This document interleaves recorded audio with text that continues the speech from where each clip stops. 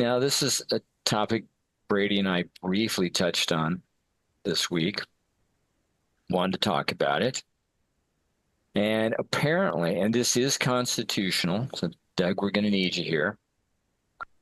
And the title of the article is that the U.S. Supreme Court has ruled that 40 states, they will allow 40 states to issue their own gold and silver backed currency. And they're endorsing a dual banking system. And so the Supreme Court has green-lighted this. And here's a quote from the decision. The United States maintains a dual system of banking made up of parallel federal and state banking systems. The dual system allows privately owned banks to choose whether to obtain a charter from the federal government or from a state government.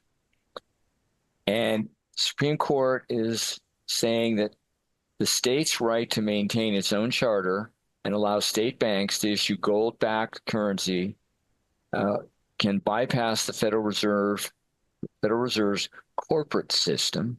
This ruling was released back at the end of May, and apparently is a significant step towards decentralizing the banking sector. So state-sponsored banks now have the option to acquire gold reserves and disband from the Federal Reserve System and create this and be independent of the corporate Fed system. Doug, let me jump in there first, Alan. Go right ahead, Brady, please. First of all, the article I shared with you two gentlemen was from a website that's, shall we call it, a bit histrionic, and that's not exactly what the Supreme Court ruling said. That being said, I shared it with you because it brings up a really fun conversation. Okay. Because, you know, we've seen in the last couple of years, and we've talked about this on this show, you know, when Texas decided they were going to issue their own gold-backed currency, and a couple of other states have looked at doing the same. That Supreme Court ruling did not do what the article is saying. That's their interpretation of it. So just to be clear, the quote I read, yes, is not accurate. It is an interpretation of a Supreme Court case that did happen, but they're misinterpreting it. Oh, so it's not a quote. Now, when I dug deeper into this, I started looking at what the Supreme Court actually said. It didn't say what that. No, you quoted the article correctly. Yeah. But that's not what the Supreme Court actually said. They're misinterpreting it. Okay. But it brings up an interesting conversation because a lot of people are talking about, you know, getting off the dollar, you know, going to, you know, is there going to be a BRICS currency? You know, should we have a crypto-backed currency? What should that look like? And that brings up a lot of constitutional and economic issues. And this is not a better group of people to talk about this, you know, for that, which is why I sent it. So why don't we jump into what you read and have Doug give you the constitutional interpretation of that, and then we go from there. For this, my first answer is a question. Where in the Constitution does it give the federal government to issue charters for banks? The federal government? Yeah. I know. Nowhere. Article goose egg. Article goose egg, section goose egg, clause goose egg. Yes, so there's no power to do that. Should I point out that since we're talking about Canada, the national bird is the goose? Good. Just saying. Thanks for sharing. All right, so federal banks are unconstitutional. Is that correct? Federal chartering of banks is unconstitutional. Okay. A federal bank is unconstitutional. However, the federal government creating the money is not unconstitutional. It's called for in Article 1, Section 8. Therefore, the states cannot coin money. That's up to the federal government. It's up to the state chartered banks then to distribute that money. Of course, yes, I know it's not technically money until it gets into the, I know what you're going to say. Chill out. That's not what I was going to say, but go ahead. But so the reserves, if you want to say that, the process of it becoming money begins with the federal government because they're the ones that's creating it, but it's distributed by state chartered banks. is put into circulation through those banks. That's the way it's supposed to be. Right. And then when the federal government needs money, they don't need to borrow it from a bank. They don't need to borrow it from a Federal Reserve. They have it in the Treasury. That's the way it's supposed to be. So what? But it's not that way. No, and it's not. It's far from it. And I mean, it took like how long before the first bank of the United States was being discussed? Less than a year. But finally got created 2 years after the Constitution went into effect. So I mean, we were like purely constitutional for about 2 years. Then in 1791, all kinds of stuff happened. First Bank of the United States. Who do we thank for that? Mostly Alexander Hamilton, although there was a few other knuckleheads at the time too. So are we Robert happy? Morris. Are we happy that Aaron Burr was a good shot? Oh, I'm thrilled. And like I tell people, my most exciting part of that story is not that Aaron Burr shot Hamilton. It's the fact that it took Hamilton 4 miserable days to die. That puts a smile on my face. But just yeah, that's just you. So the fun part about this case, and it's from both directions, it's going to infuriate Alan from a monetary standpoint, and it's going to infuriate Doug from a constitutional standpoint. And that's why you're bringing it up. Oh, okay. Absolutely. It's fun to talk about this topic. This is a case about escrow. And basically, I want to say it was New York State. I'm not going to read the Supreme Court case again. But they were saying that national banks, which we've already pointed out, can't really be chartered. They wanted to not charge interest on money you put into escrow. And some people sued them to say, in New York State, we can be paid on interest on that because that's what the New York State banking law says. When you put money in escrow, you get paid interest. Supreme Court was talking about, it got into supremacy clause. Yeah, Doug, thank you. I knew I was going to get that look on your face when I said that. Audience didn't see it. A look of derision and a dropping of the head. But anyway, go ahead. Yeah, that's exactly what I expected when I said that. The question really comes down to is, because Congress created, what was it, 1984 Banking Act that basically said federal banking laws are always supreme over state banking laws, et cetera. Once again, the supremacy clause. The case got thrown out. So even when it's unconstitutional, they're supreme over state. Well, apparently. Okay. I mean, if it has anything to do with marijuana, then the left and libertarians change their mind on it. Supremacy. So the question really there's a bunch of questions that comes out. The reason we brought this topic up is, you guys already hit the one, does the federal government have the right to charter banks? Well, no. Do states have the right to charter banks? Well, the answer actually is yes, under the Constitution. So is there any federal law that can supersede state banking laws? No, because they don't have the authority. Federal supremacy only matters if it is a federally authorized issue. If it's not federally authorized, there is no supremacy. Therefore, states can have laws contrary. Marijuana being a great example. There is absolutely no federal authority for drugs. Therefore, the federal drug laws are unconstitutional. Therefore, if a state wants to legalize marijuana, they can constitutionally. Not saying they should, but they can. Well, this case is known as Contero versus Bank of America, and they disagree with you, Doug. And this goes all the way back to 2 years ago. And they're citing cases. Well, and this is supposed to be our conservative Supreme Court. This was argued on February 27, 2024, and decided on May 30th. So basically 6 months ago. And this is the Supreme Court that we're considering the most conservative in the last century.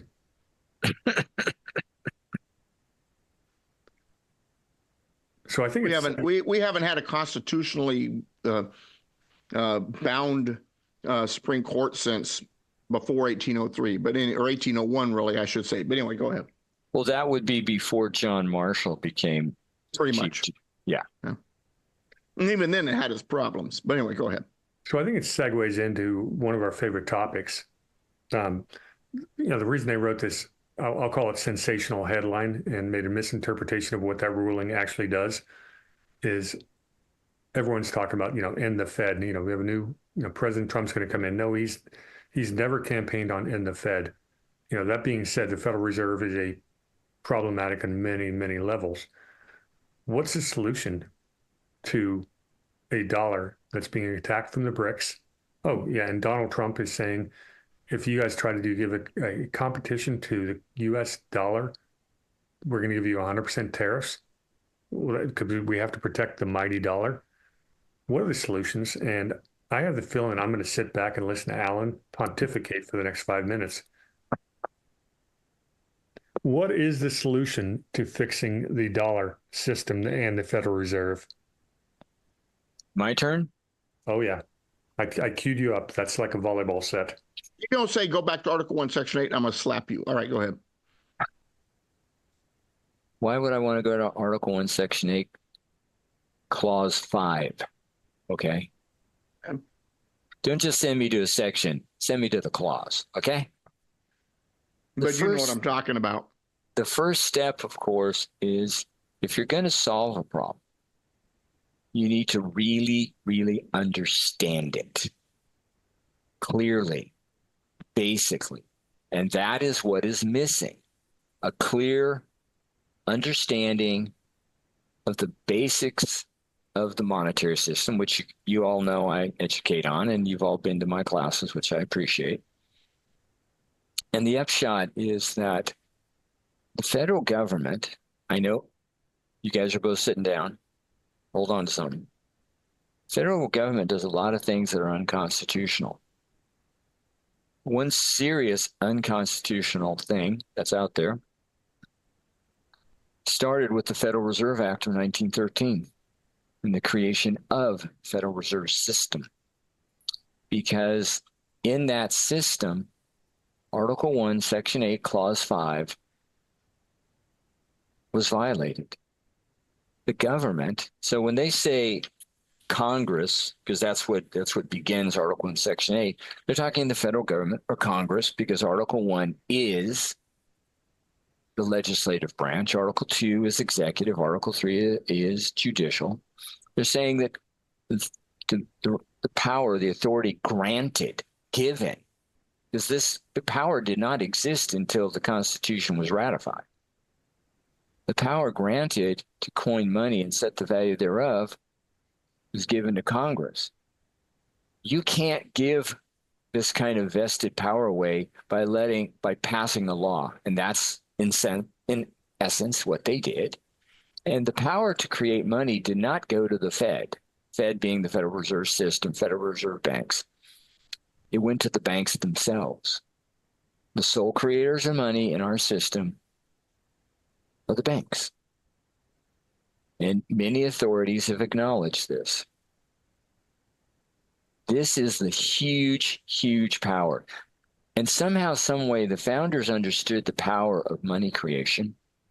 Money creation is adding money to the supply. Money extinguishment is taking it out of the supply. They understood how powerful this was and what the federal government could do if it kept the power. And it gave it away. And here is this begins the problem. Understanding how do we, the people, because our federal government has failed us. They're not doing what we need to. And Congress failed us by passing a law that is absolutely unconstitutional. We need to take this power back and use it for our benefit. And when we do that, and this is what I educate on, I'm not going to get into the details right now,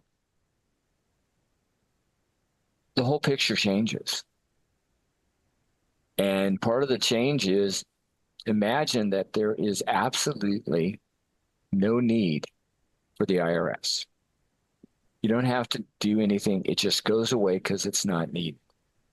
The national debt eventually could be paid off.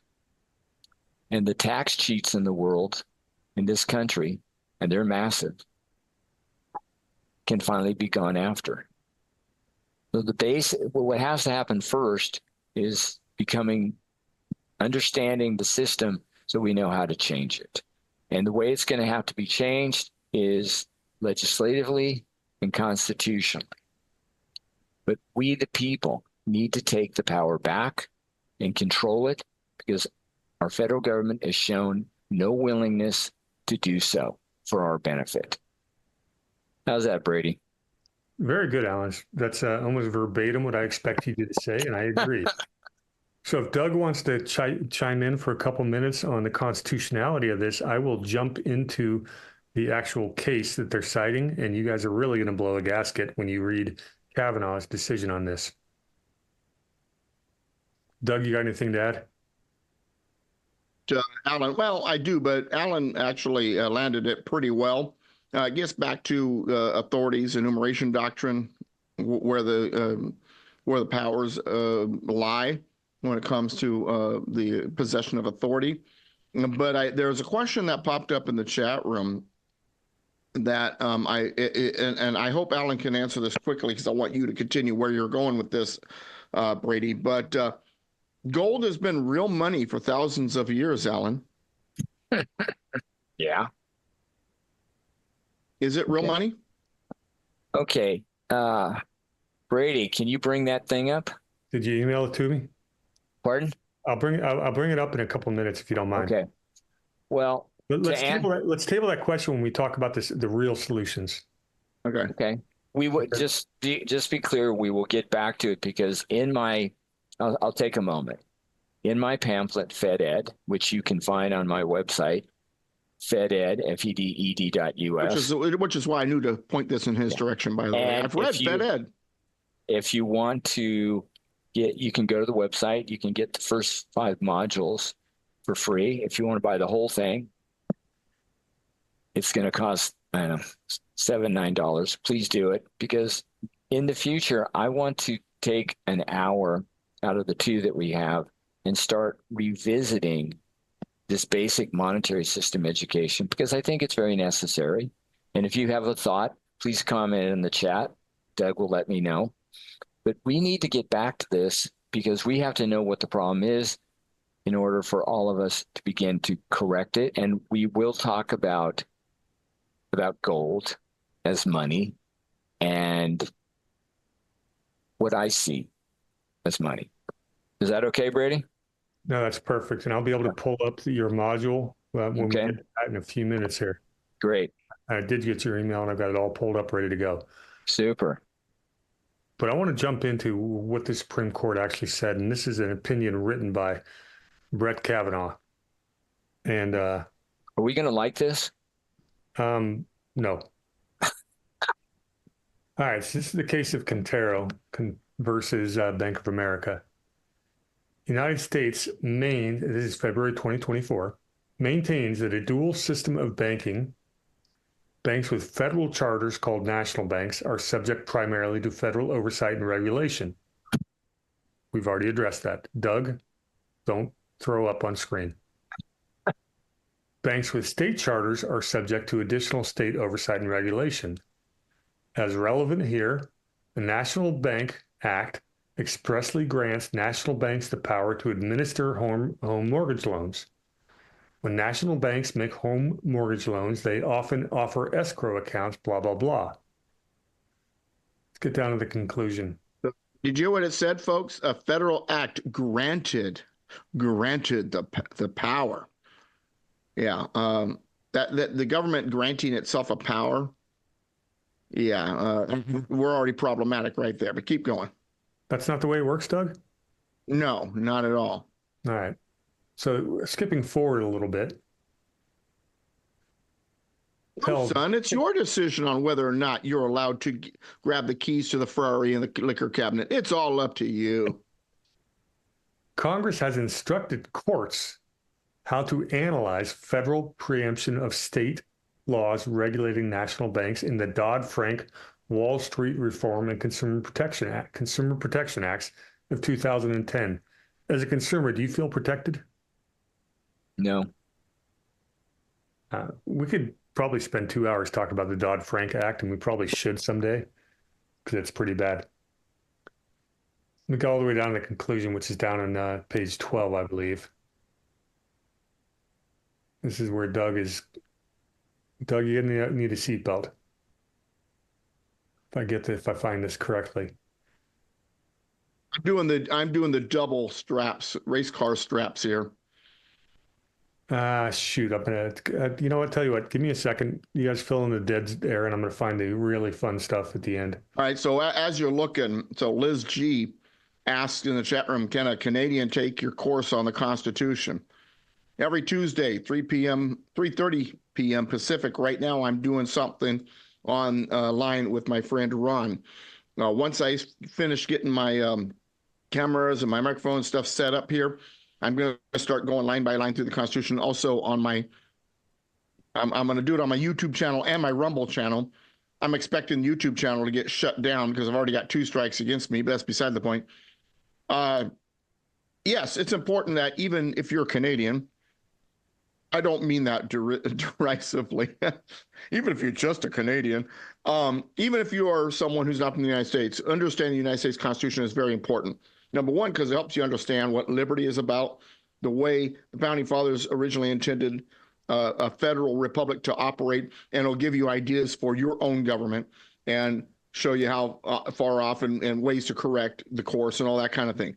And it's just damn fascinating too. So absolutely, right now, once again, I am online on Tuesdays at 3:30 p.m. Pacific. And the best way, it's on a friend of mine's channel. So if you go to that channel, all videos aren't that. You have to find the ones that say "Learn the Constitution." That's the ones that are classes. But the way to find it, we have a one of my web addresses that forwards there, mrconstitution.com, but put in hyphen between Mr. and Constitution. So it's mr-constitution.com. They'll take you right to his YouTube page and just find the Rumble page, I'm sorry, and just find the shows that say Learn the Constitution or Learning the Constitution. And those are the ones where I'm going through. And we've gone through the Constitution a couple times. All right. So I didn't find anything else interesting in the opinion that we want to talk about tonight. But the point being, that case inspired multiple articles like the one Alan shared and started to read from at the beginning, which is why I shared it with him and Doug earlier this week. It's inspired a lot of conversations. If we recognize the dollar has issues, the Federal Reserve has issues, there are all kinds of problems. And, and the Fed is a very popular topic. And I'm on board with ending the Fed. And the question is, what do you replace it with? Well, and I've talked about this before, actually, on this program. One thing about constitutionality and unconstitutionality is to get back to the Constitution, you can't just rip the rug out. There has to be a transitional period, because if we just suddenly got rid of the Federal Reserve or we just suddenly privatized Social Security, things like that, there's going to be ripples that's going to have to be dealt with. So there has to be groundwork done first. There needs to be the smaller things accomplished first until you can eventually get to that point. And I'm saying it in the layman terms the best I can. Let me give you some examples of why it has to be incremental. Yeah. In 2009, we had an issue with the derivatives market that was underlying the home mortgage loan situation that almost took down the global banking system. That was about a $23 trillion risk.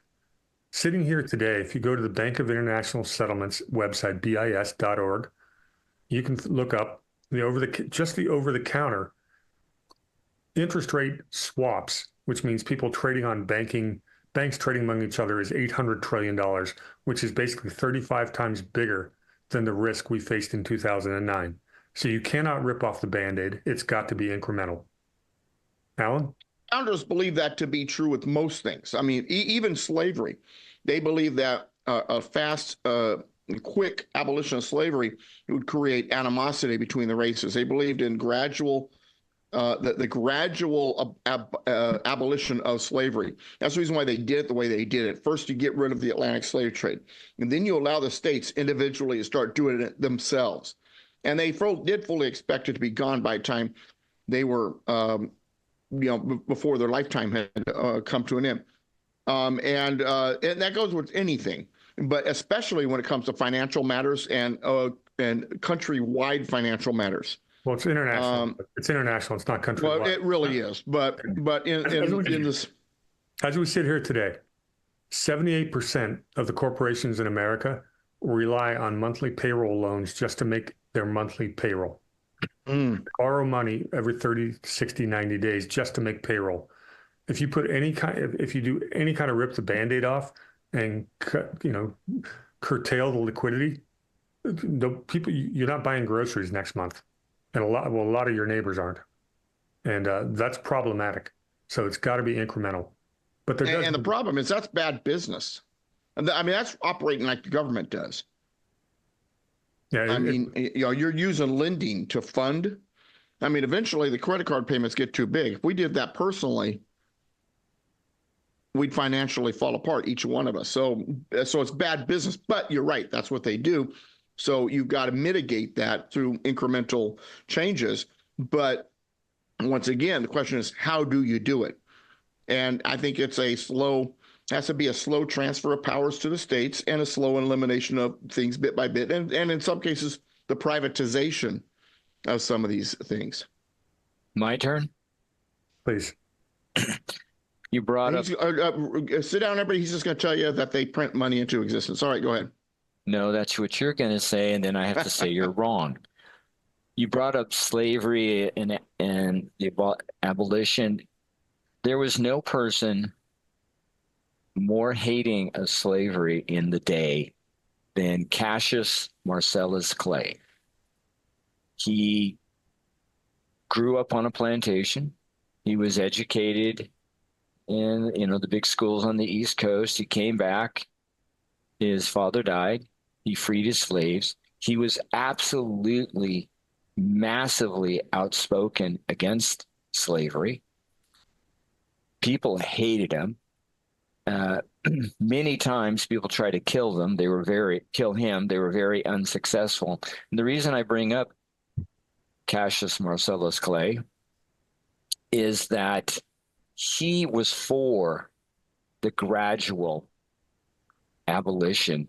And part of it was to help the slaves who were going to become former slaves to adapt to the new life. Because they just to cut them loose and go, you're on your own. They didn't have the knowledge, the skill set yet to do it. So to your point, Doug, yes, that is what was advocated for, not just a complete rip the Band-Aid off kind of thing. Prepare them for it. So now when you compare that to the financial system, you got to allow the citizenry, the markets, all of that to adapt. Yes. So Brady was talking about 2007, 2008, and the credit default swaps, right? Yep. And which is basically gambling, absolutely gambling. And guess what? Somebody lost. And I'll take a little bit of exception to that because I do think there is a time and a place for derivatives and hedging risk. Yeah. And the problem is, it's one thing if you and I are, basically I'm saying, look, I got to worry about my portfolio go down 10%. Will you insure that? And you're going to ask for a 2% premium.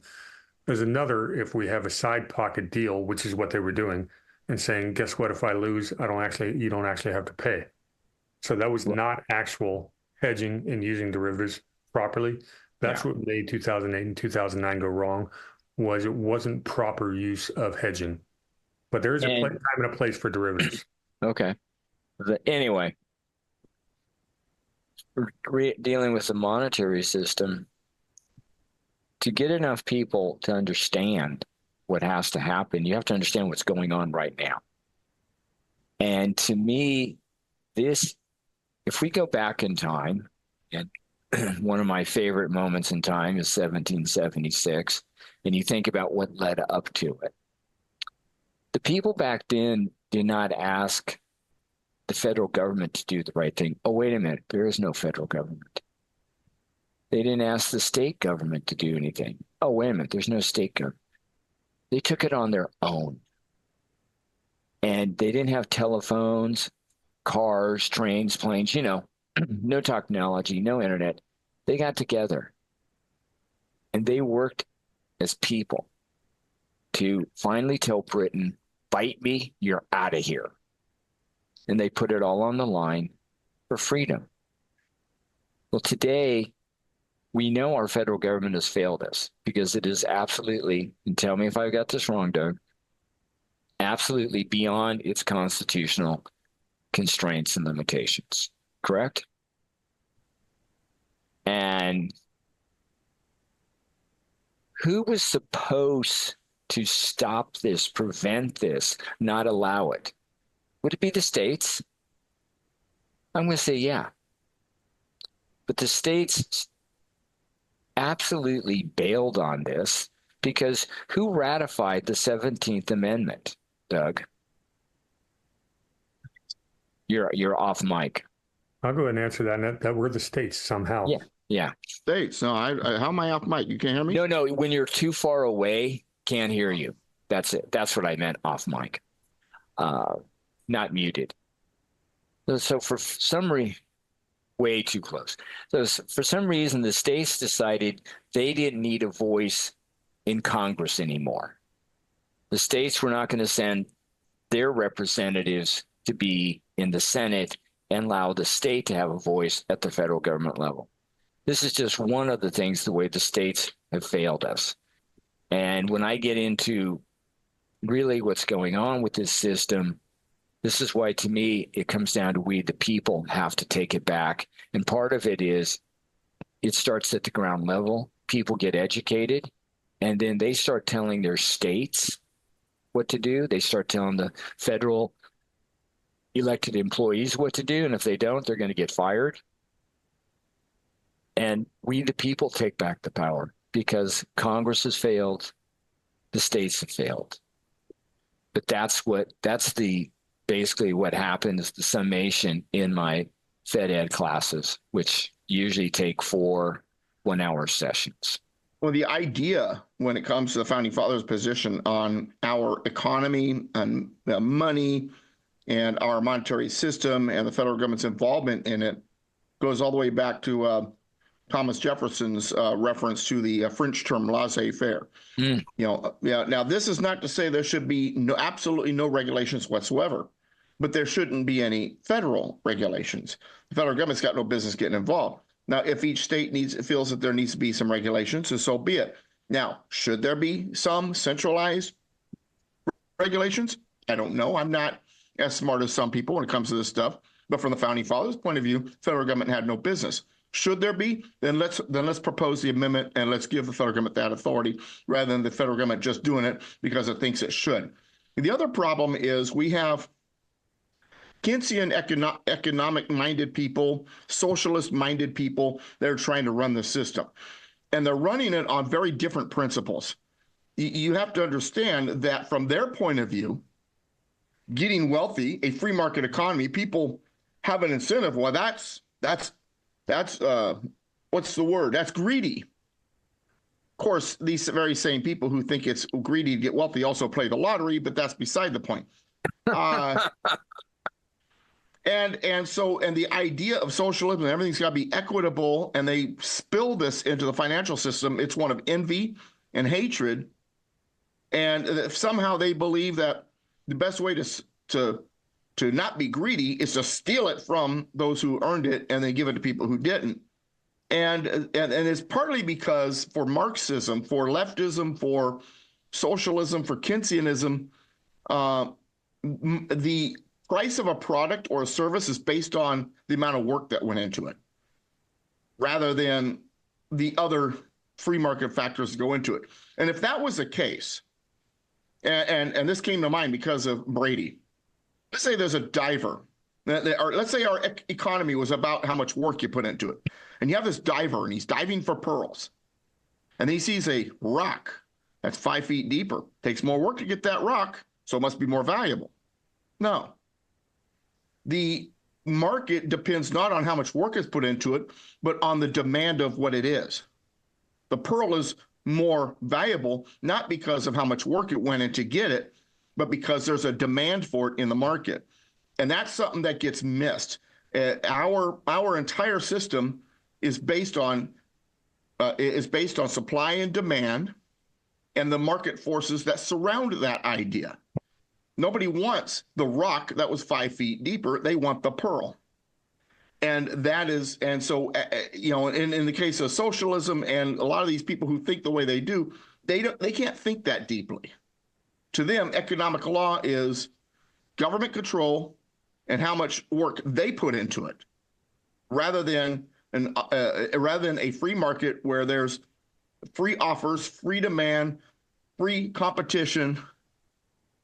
There's going to be winners, there's going to be losers, but it works a lot better than force and dictatorship over the system. And that's really what we're talking about here, is should the federal government have any say? Should that dictatorship be in control, or should we allow the market to take care of its own business? Once again, is there going to be some places where there might need to be regulations? We can debate that. Then let's give the federal government authority through a proposed amendment. But for the most part, free market with as little interference as possible always succeeds and is more prosperous in the long run. Well, that just queued me up perfectly for what I want to conclude with the reason I sent this article in the first place. And I'm a big believer that currency competition is a very good thing, because going back to my mantra since the first time I gave my very first public speech, it's he who controls the supply of the currency is what matters more than the form that currency takes. Alan may have some slight disagreement there, and he will, but I'm a big believer that who he controls it's the supply of currency that really determines whether we have inflation, deflation, and stability. Alan, and correct me later in a second. Let me do my rant because I see you grinding your teeth. Alan and I have had this conversation many times over the last few years, and he's partially in agreement here. He's going to make a slight correction, but this article suggests, the article that Alan brought up that I sent him, suggested, we can have 40 state currencies. And Doug says that's the way the Constitution meant it to be. Why do we want currency competition? Well, because that keeps the issuers of the currency honest. They're talking about the BRICS currencies giving an alternative to the US dollar as a reserve currency. Well, that's actually a good idea in many ways, because the custodians of the US dollar have obviously not fulfilled their obligations to create a stable currency. And a lot of bad things have gone on around the world because of that. That being said, if you're going to replace the US dollar, or if you're going to fix the Federal Reserve System, it must be replaced by something else. Now, a lot of people are out there saying, it's Bitcoin. Bitcoin's going to be the next. And we're going to talk about that real quick, is whether Bitcoin is a currency. Could it actually be the medium of exchange? I don't think so. I think the winner in the crypto space, and I say this as someone who owns Bitcoin and owns Bitcoin miners. So I don't think I'm not being anti-Bitcoin here, but I think the winner in the crypto space has yet to be invented. And I'll put my hypothesis out here right now. I think the ideal currency is a decentralized, blockchain-based currency with a physical component backed by a basket of commodities, including gold, silver, oil, land, and some others. I think that's something along those lines is the eventual solution. Alan's going to give you his version of it, and I'm not going to say he's wrong, because he might be right.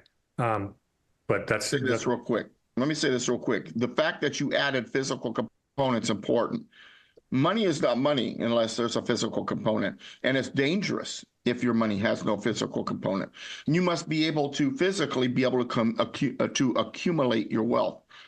If there is no physical component, then you've lost control of your currency or your money, and it's being controlled and dictated by somebody else. If you don't have a physical component, if you cannot accumulate the wealth, then the money is not money. It is a tool of authoritarianism. Alan, have fun with it. Well, Alan, before you jump in this yes. argument, do you want me to go into the historical characteristics of money first? Why not? And then we'll. Right.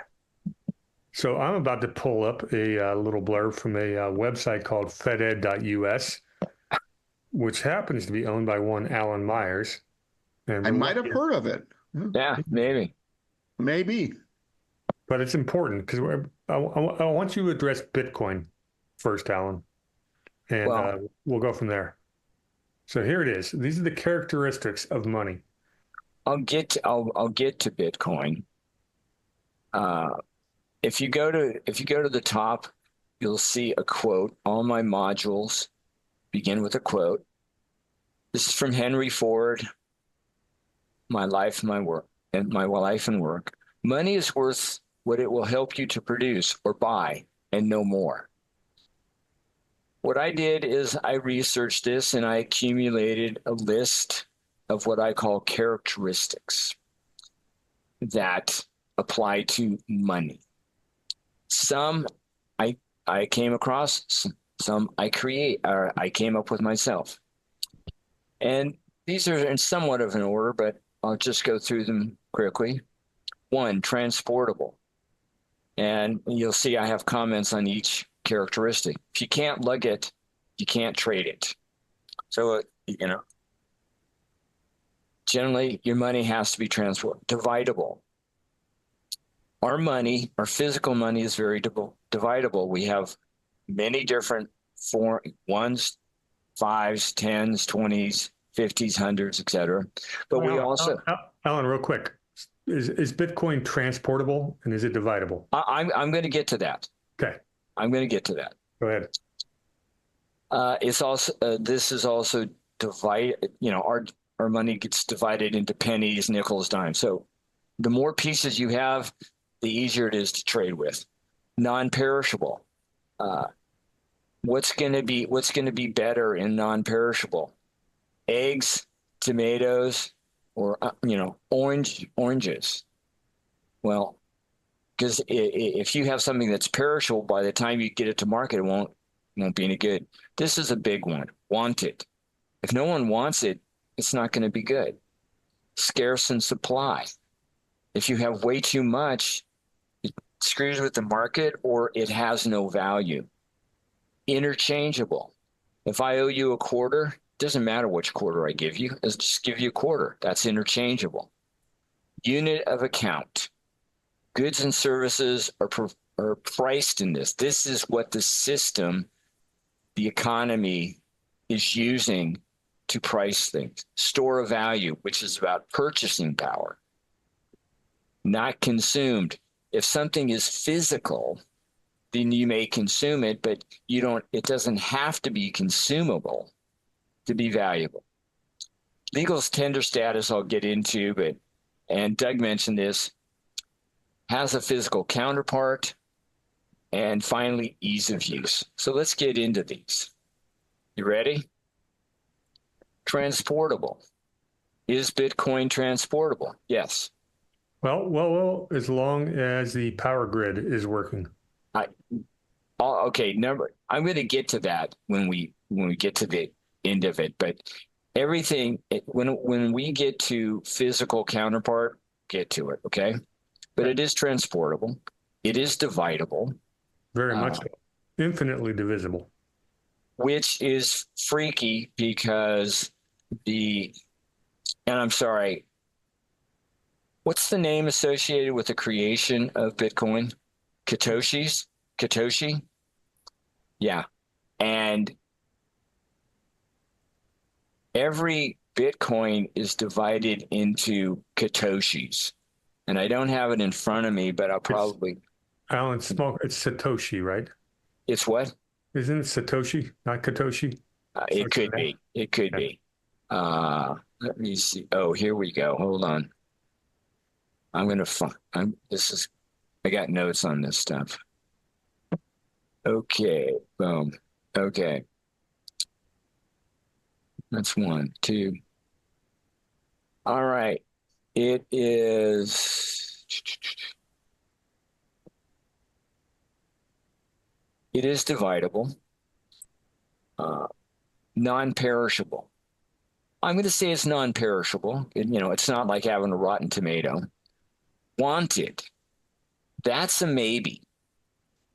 Because right now people hold it, but you're not doing much trading with it. So I'm going to give it a maybe. Scarce in supply. This is it.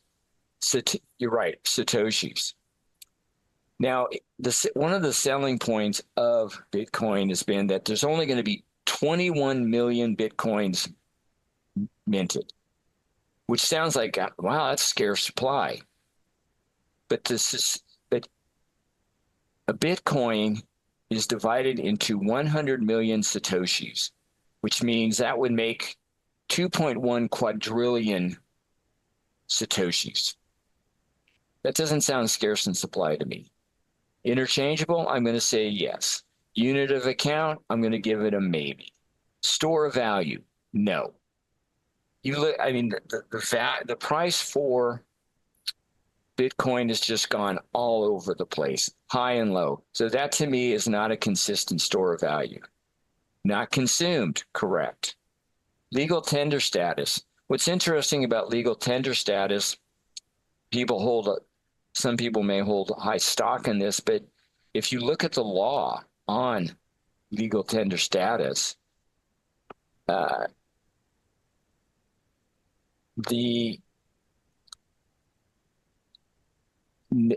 you're not actually forced to accept it.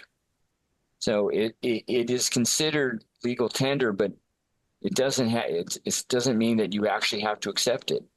These are the last two. They're both no's. And ultimately, out of the 12, you get 5 yeses, 4 no's, and 3 maybes. Physical counterpart. Doug brought this up. If we do not have physical money, you can't keep it in your pocket. You can't put it under your mattress. It has to be in the monetary system, which means it's electronic. And that means it's an electronic digit somewhere in a computer somewhere. You don't know where the computer is. Therefore, you can't independently accumulate it. You cannot. You know, they're watching, they're controlling whoever they is. Right. They are. It's part of the electronic computer system. You can be restricted. You can be shut out. And if we have a Carrington event like we had in 1859, and all the telegraph wires and equipment burned, all your money's gone. Doesn't exist anymore. And the grid's gone. The computers are gone. The circuits are gone. Your refrigerator doesn't work anymore. Having no physical counterpart is an incredible weakness. And finally, this is one of mine, ease of use. I don't find it easy to use. If I want to use my cash, it's really easy to use. So thank you for posting that up. So those are my 12 characteristics of money. And the thing about it is, can you scroll up a bit or scroll down? Yeah. Okay. I've got this thing, function of money. People talk about money, all kinds of things. But what money does is it facilitates indirect, non-bartered transactions. That is the beauty of money. Absolutely the beauty of money. And this is why our ancient, planetary ancestors finally decided to come up with this, because they were tired of direct barter. And some of the things, I have it here. Let's see. While you're looking, go ahead. Let me push back on one of the 12 things that you got partially wrong. I did. Yeah, well, I'm doing this because go ahead. There are going to be some Bitcoin aficionados who are going to correct me in the comments if I post this on my channel. All right. 5, scarce in supply. Yeah. It is scarce in supply. There's a limited amount of Bitcoin issued. Maximum. That can only be 21 million. Was it 21 million or 21 billion? I know. Well, that is scarce in supply. And that's one of the reasons Bitcoin is superior to most cryptocurrencies. So I had to throw that out there for our Bitcoin aficionados. But remember, it's 100 million Satoshis to 1 Bitcoin. You also remember, and I don't like this, but there's a universality. So now you're talking its scarcity is relative to how many people can have access. If it has universality, that's a lot more people, and so the scarcity increases because of the relativity to the population that's available to use it. Yeah, you risk jumping into MMT, modern monetary theory, which is Keynesian garbage, which has got us into this whole mess in the first place. Uh-huh. Important to draw those definitions are important. Um, Basically, Keynes was Well, keep in mind that you have Keynesian monetary theory. You have von Mises, or the Austrian School of Economic which is Theory. correct. You have modern monetary theory. What's in every one of these? Theory. It's not fact, it's just theory. But we're taking it as fact. So to me, the Reality is money has value if you and I agree that it's an exchange of value bingo. that will be, uphold that value over time.